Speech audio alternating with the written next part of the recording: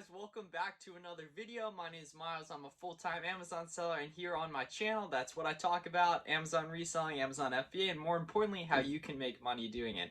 So yesterday I posted a poll on my Flips for Miles Instagram asking what YouTube video you want to see. Did you want a Q&A style video, the first one ever, or did you want a video talking about books that changed my life? And it was very close. It was 50-50 last time I checked. But I had a Q&A section running on my Instagram story already, so that's the video we're going to do for today. And so I want to do a lot more of these in the future, so if you have any specific questions you want answered, please let me know, and I'd love to make another one of these in the future. So we're going to be going over questions from my Instagram followers and just other ones I've written down that I think will bring a lot of value to you.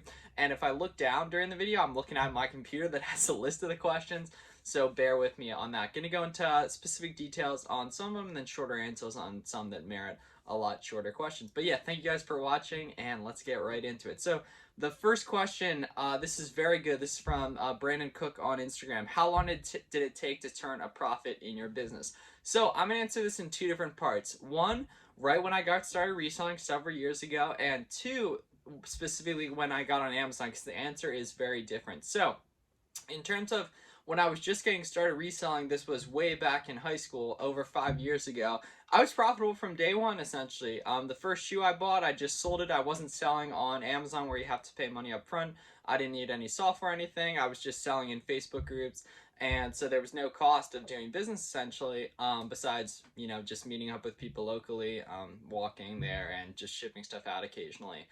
Which I would just charge the buyer for shipping. So it's essentially profitable from day one. I didn't make a lot of mistakes, so that did screw me over over the next few months after that. But essentially I was profitable from day one, but it took a while kind of after that. There was a big learning curve because there wasn't really any educational content out at the time, or I sure wasn't looking for it if there was. So I was essentially profitable from day one, but I made a lot of mistakes after that, and then it probably took around like 6 months to a year or so to kind of dial in on my model and what kind of worked. So it's kind of a multifaceted answer.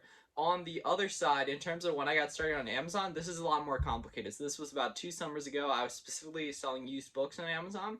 And right when you get started on Amazon, it is essentially kind of harder to be profitable immediately because you have to pay up front.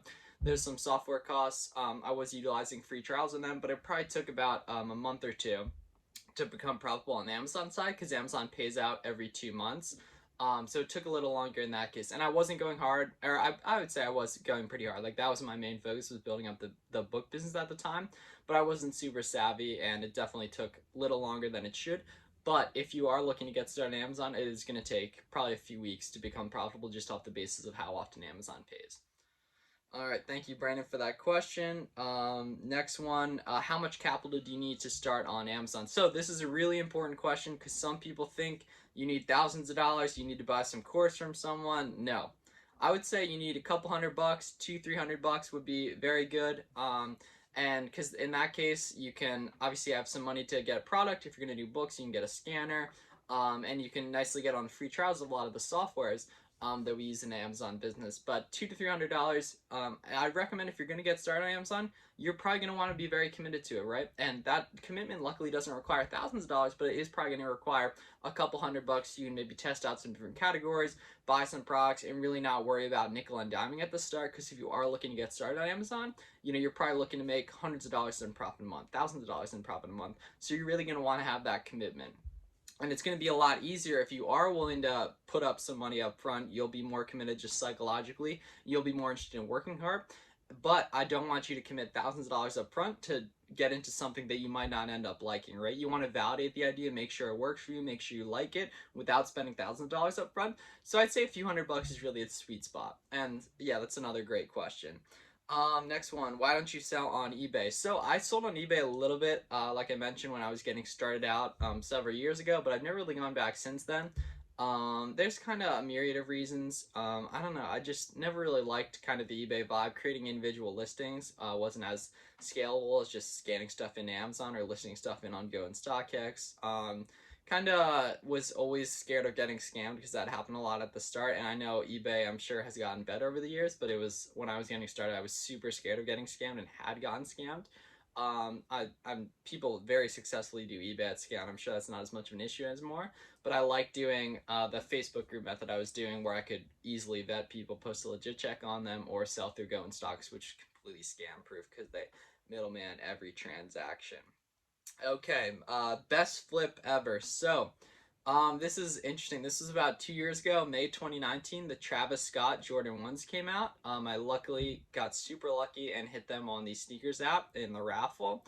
Retail was 160 on them, and I believe I sold them for 800 the day they came in, or maybe it was the day I got them, or like the day I got them on the app before they came in the mail. But yes, that was a big profit, $640. I'm pretty sure the retail was 160. It might have been 170 or 180, but you get the idea. Over $600 in profit. That was amazing, and that's why I say always try for those raffles on the sneakers app. It takes just a few minutes to enter, and every once in a while, every few months, once a year, you can really hit it big, which is amazing to get those big profits and really validates the idea fast. But that was very helpful because I still wasn't really doing stuff at scale back then. Okay, how can I get started? So that, I'd love a little bit more detail on the questions, but if you want to get started on Amazon, you want to go to sellercentral.amazon.com and create an account. Once you have an account, download the Amazon Seller app, and I would just go to your local thrift store, local Walmart, Target, and scan through the clearance aisle. And at the thrift store, scan anything that has a barcode, as well as just around your house. Like, you might have old gifts that you didn't end up using, old books, electronics, all that. Anything that has a barcode, scan it in. Definitely watch some YouTube videos. Check out some of my other videos that'll help you. There's a lot of other good Amazon YouTubers that have a lot of good beginner content. So you want to be consuming content and kind of, really just validate the idea as soon as possible, right? Amazon might totally be for you and might completely not be for you, but it's easier to get where you want to be if you're acting on stuff quick. So if you're watching this and want to get started, sellercentral.amazon.com, create an account. There's some different softwares, probably Scout IQ. You want to get a free trial of. You can get that linked below. I think it's 2 weeks or so. And then you want to just start scanning stuff, right? Start experimenting, watch a whole bunch of YouTube videos, and just figure out if Amazon's right for you. But definitely don't don't worry about so much software at the start. Don't worry about shipping. Like, get some sales first. Then start creating FBA shipments. Maybe do some merchant fulfilled at the start. Okay, best scanner for Amazon. So this is the one I've always used, an Yo scanner. This is the one I've used pretty much the 2 years I've been doing Amazon. But there may be some better ones out there. I think one of my friends might actually be creating his own, which will be pretty cool. So maybe that'll be my new favorite one. But for now, Yo is what I've always used. Some people like the Nadamu. I've never tried it, but I wouldn't worry too much. Like, I don't think there's too much of an advantage to specific types of scanners. You literally just boom, scan the different barcodes. You see the barcodes on Legos, you just go through, scan on those for Scout IQ, scouting out for books, or for Inventory Lab listing products. So this works great for me, the Yo. Okay, my man C Props, Jeff, I think his name is. How do you deal with Amazon returns?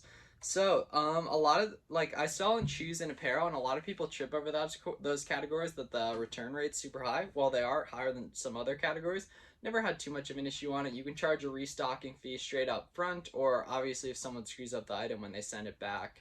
And if you're doing stuff FBA, Amazon will handle the returns. So yeah, I mean, it can definitely be a pain, but you want to make sure, I think I'm going to start using Refund Sniper, I think is the name of the software that helps with FBA returns, making sure you're getting paid. But definitely want to be on top of your numbers and everything, and just make sure, obviously merchant fulfilled refunds, you're only refunding people once the product actually gets there. And just make sure they're actually sending stuff back. Because a lot of people that request refunds won't actually ship the stuff back, or request returns won't actually end up shipping the stuff back, because it's kind of a lot of work. Okay, same one from C Prof, tracking inventory for Amazon. So I keep all my receipts from in-store purchases. I don't really do much in-store purchases. I mainly do online arbitrage. So online arbitrage, the nice thing is everything's already cataloged in your email with confirmations. Additionally, whenever I buy something, I put it in a spreadsheet on Google Sheets. And then once something actually comes in, I change the color on the spreadsheet. I put I'll have a video on a reselling spreadsheet probably soon.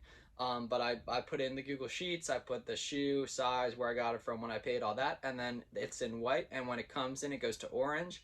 And then also I list everything through Inventory Lab, so I enter my buy costs in on their sources and all that. Inventory Lab is super valuable for both the listing and accounting side. I'll have a full detailed video on that soon. So Inventory Lab essentially really makes all the accounting stuff possible.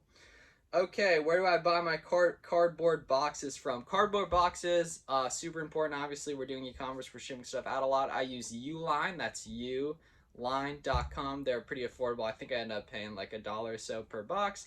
So that's helpful. The nice thing is you can, if you're doing OA especially, you can recycle boxes that you get in with your orders coming in. You can use those, especially if you're shipping stuff into FBA. You get stuff in a bulk box, you can just use that one. Same goes for like Walmart boxes, big ones, all like that. You can just recycle those, help save some money and save some materials, which is fantastic. Okay, Steve-O, question from Steve-O. Best way to find replenishables. So this is kind of tough, because I'm a little bit seasoned of a reseller, so I kind of am, a little bit better at reading Keepa charts and everything.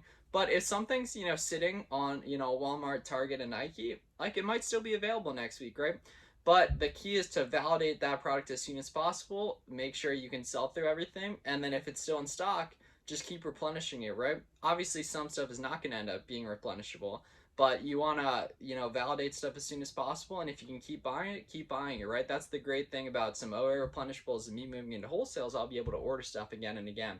But another thing you guys want to know is if you are able to buy something again and again, look at the other sellers on the listing because there's a good chance they're doing OA. If you're doing OA, they're doing wholesale. If you're doing wholesale, they'll have other products you'll probably be able to have access to as well. So you can reverse search their store using tactical arbitrage. You can search, look at the items I was selling and put those into Google and see if you can find them profitably because they have to be getting them somewhere and they wouldn't be selling them if they weren't profitable.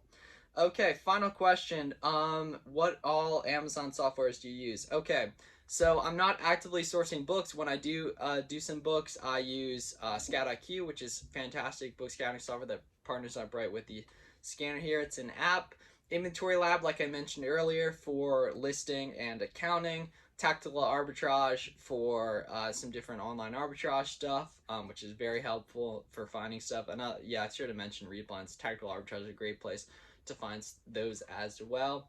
And then I use Keepa as well. Keepa to read different, or just to kind of go more in detail into product research and all that. So yeah, thank you guys so much for checking out the Q&A. Please let me know what other questions you want answered. If you want to leave a question below of a question you want to have in the next Q&A, or just anything you want me to go more in detail on in its own specific video, make sure to subscribe. We're on the hunt for 1,000 subscribers. Thanks again for spending a little bit of your day with me, and I hope to see you in the next one. Thanks a lot.